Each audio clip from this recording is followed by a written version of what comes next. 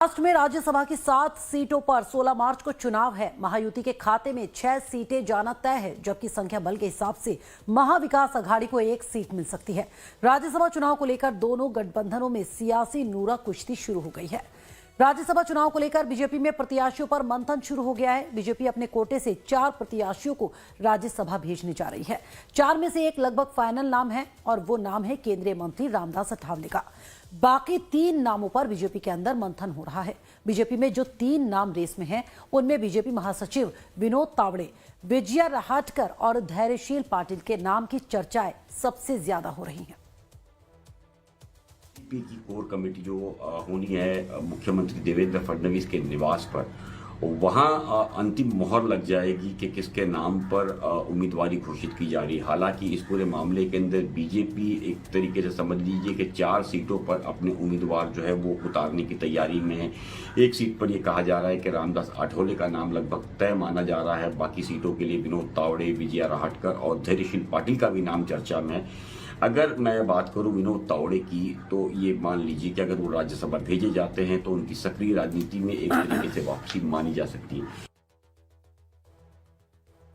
तो बीजेपी के 4 सीटों पर दावे के बाद बची 2 सीटों पर महायुति के 2 अहम घटक शिवसेना शिंदे और एनसीपी में बंटवारा होना है। एनसीपी से दिवंगत अजीत पवार के बेटे प्रत्याशी हो सकते हैं, जबकि शिवसेना शिंदे से अभी प्रत्याशी के नाम पर मंथन होना बाकी है।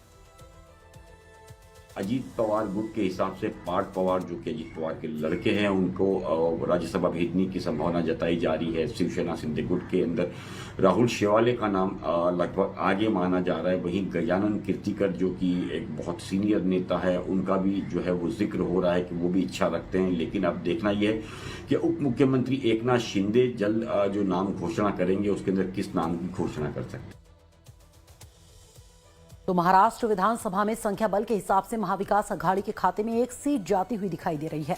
एमवीए में शामिल तीनों दल अपना अपना दावा कर रहे हैं। एनसीपी के दिग्गज शरद पवार को फिर से राज्यसभा भेजने पर सहमति बनती है तो ये सीट आसानी से निकल सकती है, और अगर शरद पवार पर एमवीए में सहमति नहीं बनती तो महायुति एमवीए के वोट में सेंध लगाने की कोशिश कर सकती है और 7वां प्रत्याशी भी उतार सकती है।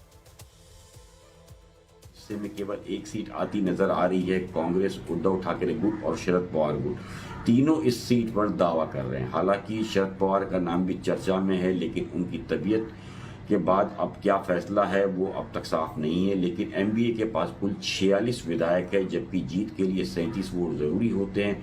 अगर एमवीए में मतभेद हुआ तो ऐसा मान लीजिए कि बीजेपी को अतिरिक्त इसका फायदा मिल सकता है। इस चुनाव को महाराष्ट्र में आने वाले दिनों में एक बड़े राजनीतिक समीकरण और सेमीफाइनल की तरह मान करके देखा जा सकता है। तो क्षेत्रीय संतुलन साधने के चक्कर में बीजेपी में प्रत्याशी देने में ज्यादा माथापच्ची हो रही है। पार्टी विदर्भ, मराठवाड़ा, पश्चिम महाराष्ट्र और मुंबई से उम्मीदवार देने पर मंथन कर रही है। वहीं विपक्ष में मौजूद शिवसेना, यूबीटी और कांग्रेस संगठनात्मक चुनौतियों से जूझ रही है।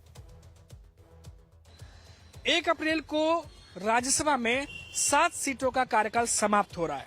इन 7 राज्यसभा सीटों में से 6 महायुति के पास मानी जा रही है। वहीं 1 सीट महाविकास अघाड़ी की कंफर्म मानी जा रही है। हालांकि उस 1 सीट के लिए महाविकास अघाड़ी के भीतर थोड़ी माथापच्ची चल रही है और चर्चा करेंगे ये बात कहकर नेता इस सवाल से बचने की कोशिश कर रहे हैं कि किसको दिया जाएगा वो सीट। वहीं अगर महायुति की बात करें तो बीजेपी की तरफ से 4 नाम जो है वो सोर्सेस के हवाले से सामने आ रहे हैं। हालांकि ऑफिशियल कंफर्मेशन नहीं दिया गया है, लेकिन इन नेताओं के नाम पर अब ये बातें शुरू हो गई हैं कि शायद इनमें से कुछ नेता नाराज थे विधानसभा चुनाव के दौरान, तो शायद खुश करने की कोशिश भी बीजेपी की तरफ से की जा रही है। अब चाहे कारण चाहे जो भी हो, लेकिन इन 4 नामों को लेके फिलहाल जो महाराष्ट्र की सियासत उसमें हलचल तेज हो चुकी है।